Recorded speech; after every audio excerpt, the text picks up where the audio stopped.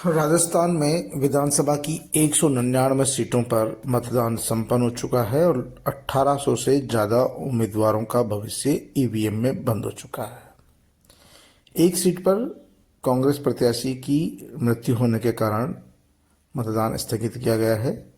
199 सीटों पर मतदान के बाद कांग्रेस और भारतीय जनता पार्टी दोनों ही पार्टियों के नेता अपने अपने दावे कर रहे हैं।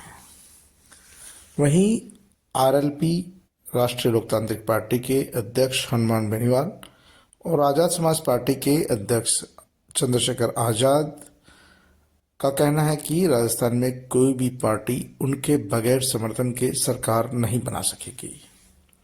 बहुजन समाज पार्टी के भी 5 से 6 उम्मीदवार फिर से जीतने की उम्मीद है। हालांकि बहुजन समाज पार्टी ने पूरी 200 विधानसभा सीटों पर उम्मीदवार उतारे, लेकिन 5 से 6 सीटों पर ही उम्मीदवारों की जीतने की उम्मीद जताई जा रही है। राजस्थान में भाजपा और कांग्रेस दोनों ही पार्टियों के कई दिग्गज चुनाव मैदान में हैं।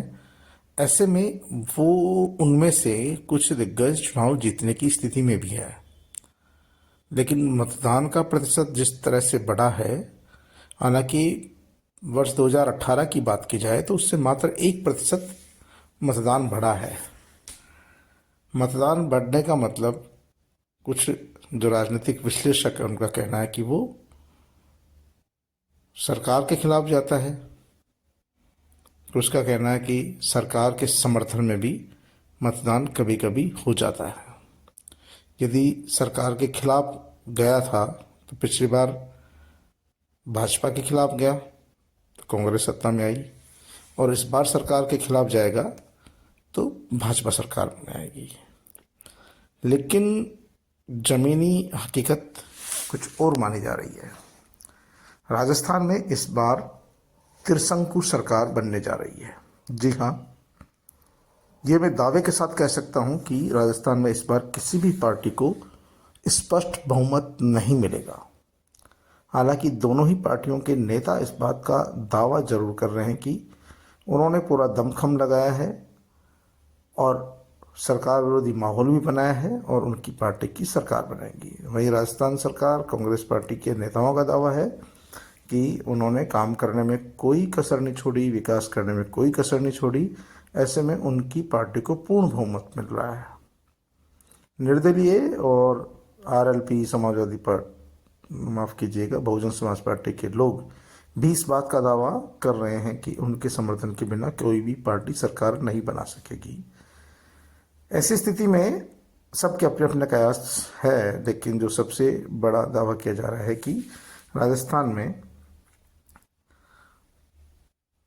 3 दिसंबर को जो चुनाव परिणाम आएंगे उसमें यहाँ के नतीजे काफ़ी चौंकाने वाले होंगे। यदि सही तरीके से हनुमान बेनीवाल की पार्टी आरएलपी और चंद्रशेखर रावण को किसी ने गंभीरता से ले लिया तो इससे कांग्रेस पार्टी को तगड़ा नुकसान हो सकता है। हालांकि पूर्व में हनुमान बेनीवाल भाजपा के साथ चुनाव लड़ चुके हैं और उस स्थिति में भी उन्होंने अपने आप को आजमा कर देख लिया है। आरएलपी के साथ साथ आज़ाद समाज पार्टी का मिलना कहीं न कहीं उनको कांग्रेस को नुकसान पहुंचाने की उम्मीद ज़्यादा है।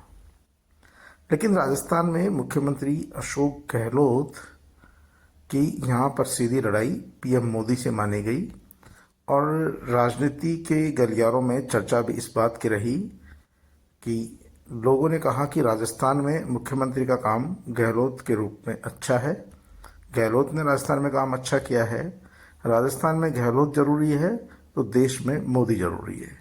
यानी वो चाहे भाजपा का हो चाहे कांग्रेस का हो, उस आदमी का यही बयान था मतदान के बाद में कि राजस्थान में यदि योजनाओं को चालू रखना है, चाहे चिरंजीवी योजना हो, चाहे बीमा योजना हो, चाहे हेल्थ इंश्योरेंस हो, चाहे फ्री बिजली हो, सस्ता सिलेंडर हो, या पेंशन हो, गरीबों का पेंशन हो, उनको अनाज हो, फूड पैकेट्स है, और चिरंजीवी योजना में 25 से बढ़ाकर 50 लाख रुपए कर दिया जाना है, 7 गारंटियां हैं, तमाम बातों को। और ओपीएस है, सबसे बड़ी बात है कि इस बार ओपीएस ने बड़ा काम किया है।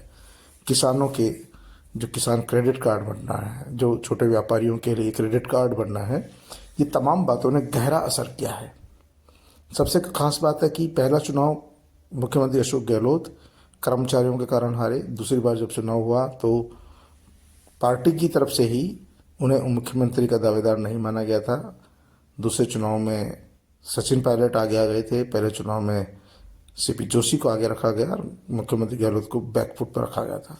लेकिन ये पहला चुनाव जब मुख्यमंत्री अशोक गहलोत खुद फ्रंट फुट पे आए पूरी हालांकि चुनाव अभियान की कमान खुद राहुल गांधी, प्रियंका गांधी, मल्लिकार्जुन खड़गे, सचिन पायलट, गोविंद सिंह डोटासरा सहित कई नेताओं के हाथों में रही, कई नेताओं ने संभाला। लेकिन जो मतदान के लिए जो विज्ञापन जारी हुए, जगह जगह होर्डिंग पोस्टर लगे, उनमें मुख्यमंत्री अशोक गहलोत छाए रहे और ऐसा लगा पहली बार कि मुख्यमंत्री अशोक गहलोत इस लड़ाई को अकेले लड़ना चाहते हैं।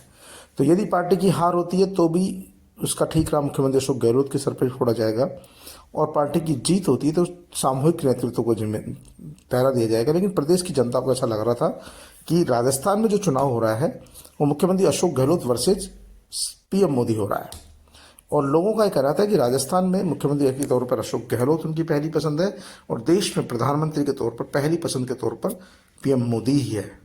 लोगों ने यहाँ तक कहा कि क्या पीएम मोदी राजस्थान के सीएम बनने जा रहे हैं, क्या वो प्रधानमंत्री के पद से इस्तीफा दे देंगे, तो फिर विचार किया जा सकता है।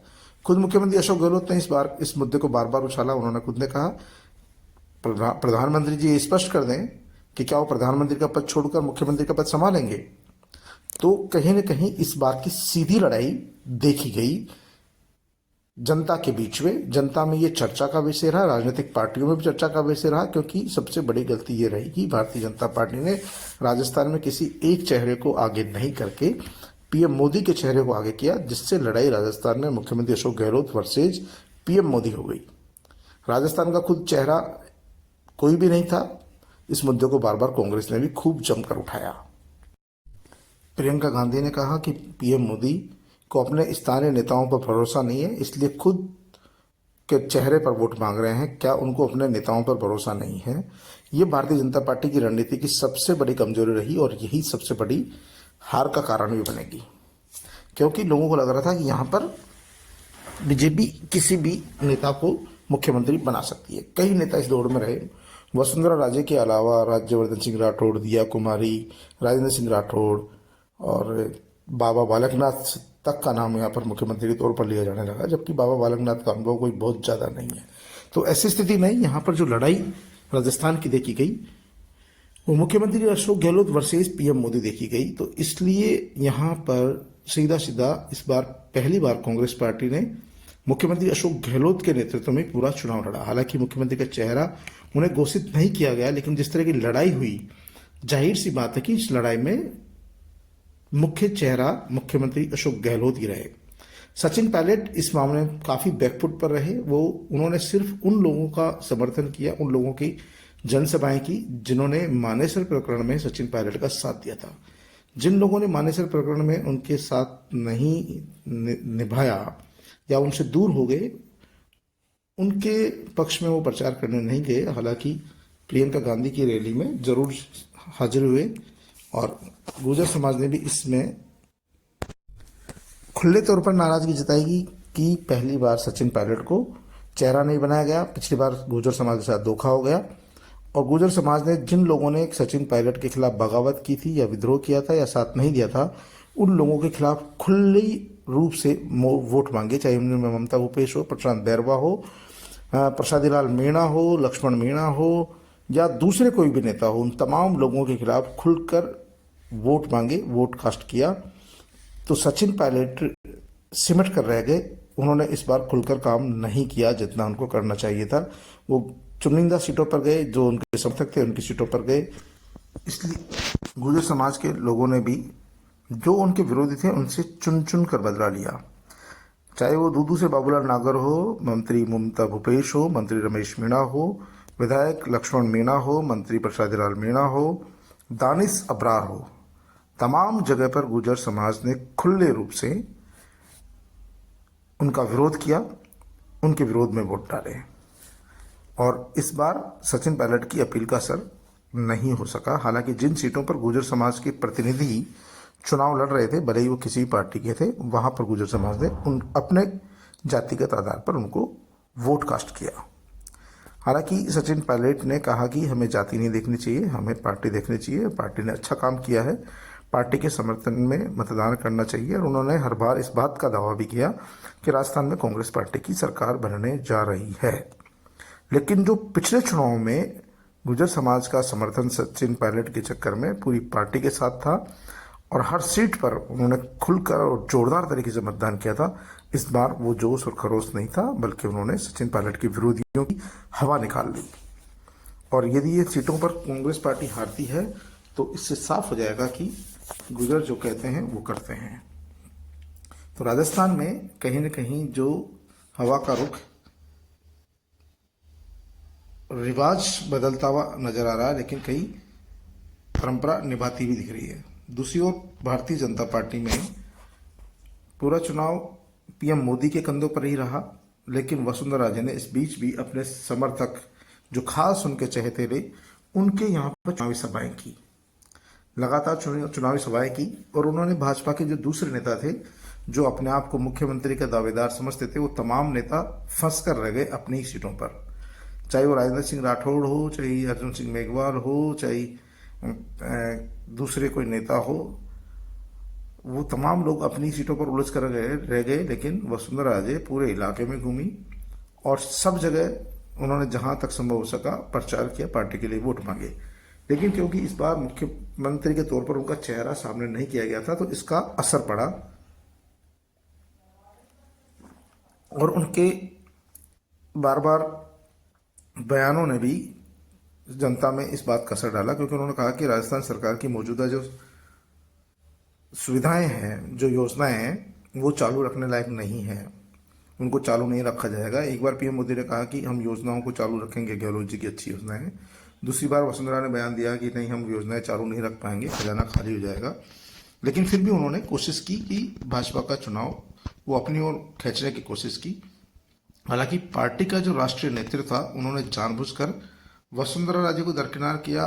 क्यों किया ये तो पार्टी के नेता ही जाने, लेकिन कहीं न कहीं इसके पीछे डर ये माना जाता है कि पीएम मोदी खुद को वसुंधरा से खतरा मानते हैं और उन्होंने पूरे चुनाव की कमान खुद के हाथ में रखी। खुद ने रोड शो किए। वसुंधरा का रोड शो नहीं हुआ, जयपुर में हो चाहे बीकानेर में हो, खुद ने रोड शो किए, खुद ने सभाएं की, कई सभाएं की, नुक्कड़ सभाएं की, छोटी छोटी सभाएं की।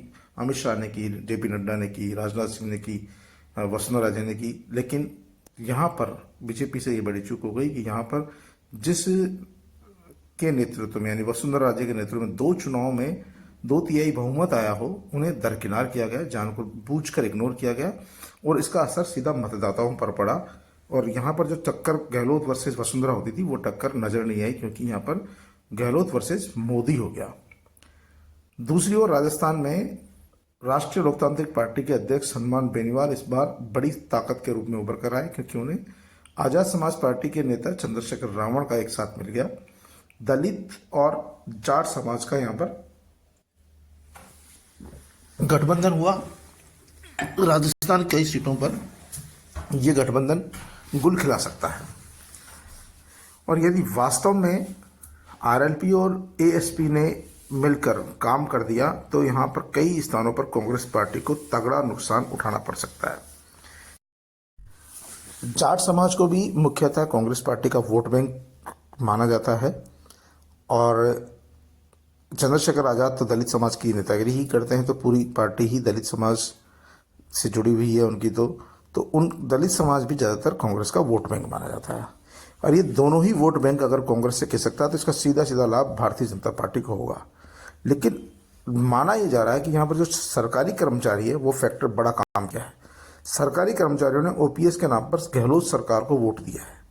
दूसरी ओर जो एएसपी और जो आज़ाद समाज पार्टी और ये आरएलपी है, तो आज़ाद समाज पार्टी में जो लोग जुड़े हुए थे वो सिर्फ युवाओं का 1% हो सकता है। उनको पता था कि कांग्रेस पार्टी यहाँ सत्ता में आने वाली है, तो कहीं न कहीं उनके हितों की रक्षा होगी। लेकिन यदि उनके साथ जाते तो उनको नुकसान होगा।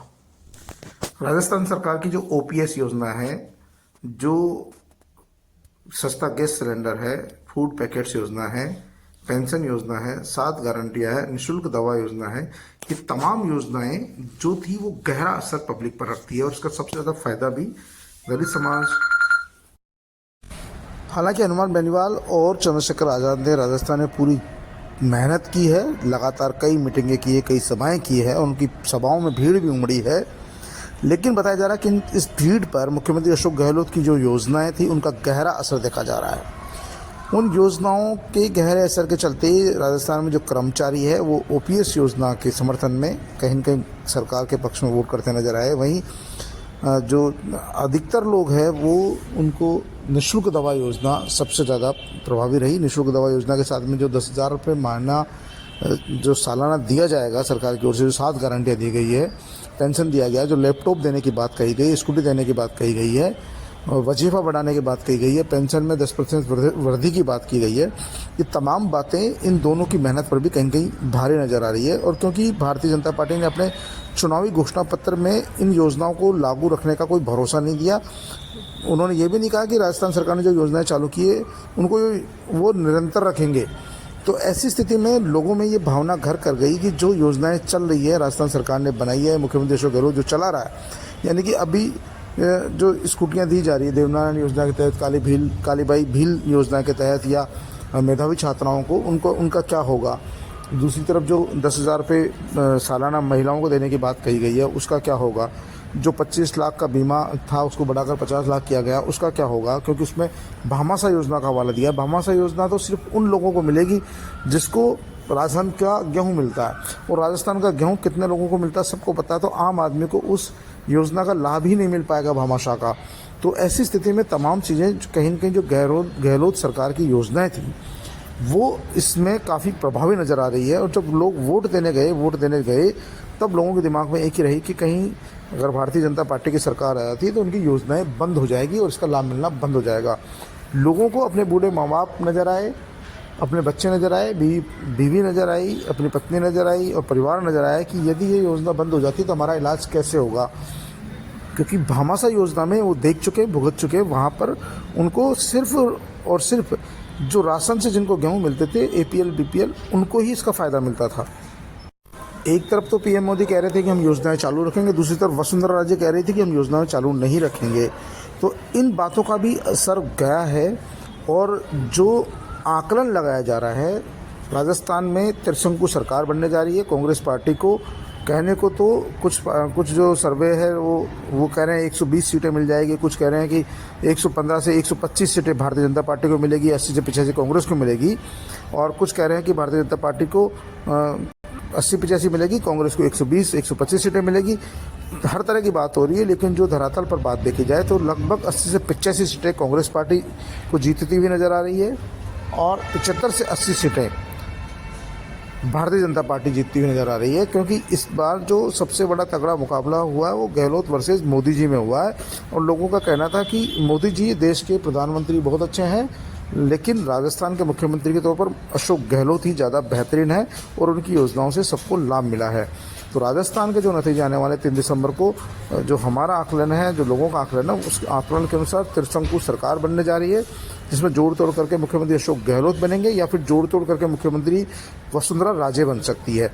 अशोक गहलोत किसी मामले में कहीं अपरिहार्य कारणों से कहीं उनको लगता है और कांग्रेस पार्टी में कुछ बदलाव भी होता है तो सचिन पायलट का नंबर आ सकता है। लेकिन क्योंकि जोड़ तोड़ का जहाँ तक सवाल आएगा, मौजूदा मुख्यमंत्री है और जब पूरा चुनाव उन्होंने अपने कंधों पर लड़ा है तो पहला प्रयास, चाहे वो साल भर के लिए मुख्यमंत्री रहे, मुख्यमंत्री के तौर पर अशोक गहलोत ही काम करेंगे।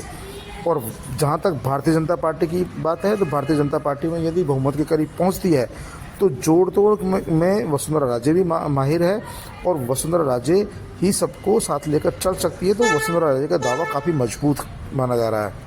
हालांकि जिस तरह का चुनाववार मतदान प्रतिशत है उसको देखकर यह भी कहा जा रहा है कि जिसको भी मिलेगा स्पष्ट बहुमत मिलेगा, चाहे वो कांग्रेस पार्टी को मिले चाहे भारतीय जनता पार्टी को मिले। लेकिन राजस्थान की राजनीति यहाँ पर ज़्यादातर जातिवाद पर निर्भर है, धर्म और जाति के नाम पर यहाँ वोट करते हैं। कई उन पर मुख्यमंत्री अशोक गहलोत की योजनाएं भी जातिवाद के नाम पर विफल हो गई और कई स्थानों पर जो PM मोदी के जो धर्म की बात थी, धर्म के नाम पर मुख्यमंत्री गहलोत की योजनाएं विफल हो गई, उन पर धर्म भारी नजर आया। तो ऐसी स्थिति में ये कहा जा सकता है कि राजस्थान में जो नतीजे आने वाले हैं वो वाकई में चौंकाने वाले होंगे। लोग जो चर्चाएं कर रहे हैं कि एक तरफा जीत किसी पार्टी को हो रही है, क्लीन स्वीप हो रही है, क्लीन स्वीप वाली बात कहीं में नजर नहीं आएगी। राजस्थान में त्रिशंकु सरकार बनने की संभावनाएं ज़्यादा नजर आ रही है, कहीं कहीं त्रिशंकु सरकार बनती। इसका बड़ा कारण ये भी है कि भारतीय जनता पार्टी ने किसी को मुख्यमंत्री का चेहरा घोषित नहीं किया और इस कारण भारतीय जनता पार्टी को ज़्यादा नुकसान उठाना पड़ रहा है, क्योंकि पीएम मोदी को लोग लाइक करते हैं, पसंद करते हैं, लेकिन उनको प्रधानमंत्री के तौर पर पसंद करते हैं, मुख्यमंत्री के तौर पर नहीं। अब हर चुनाव में अपने आप को आगे नहीं कर सकते। आपने प्रधानमंत्री पद की गरिमा गंवा दी है। लोगों को लगता है कि प्रधानमंत्री का काम नहीं है कि वो सड़क सड़क गली गली घूमकर विधायक के लिए वोट मांगे। उसका एक बहुत महत्वपूर्ण पद है और रोड शो करना, ये सब चीज़ें जनता लाइक नहीं करती है, भले ही वो उनको लगता है कि कुछ लोगों को प्रभावित करते हैं। लेकिन जिस प्रकोटे में उन्होंने जनसंपर्क किया वहाँ सबसे ज़्यादा हार बीजेपी की होने वाली है। तो ऐसी स्थिति में इसका लाभ जो है, जिस प्रकोटे की 3 सीटों पर मोदी जी ने रोड शो किया वो तीनों सीटें बीजेपी हार रही है। तो ऐसा माना जा रहा है कि त्रिशंकु सरकार राजस्थान में बनने जा रही है और जोड़ तोड़ करके मुख्यमंत्री अशोक गहलोत एक बार फिर सरकार बना सकते हैं और अशोक गहलोत नहीं बनाएंगे तो फिर वसुंधरा राजे भारतीय जनता पार्टी में सरकार बना सकती है। सचिन पायलट को अगर कांग्रेस की सरकार बनती है तो साल 2 साल बाद में मौका मिल सकता है, लेकिन फिलहाल जो दिख रहा है उसमें त्रिशंकु बनती हुई नज़र आ रही है।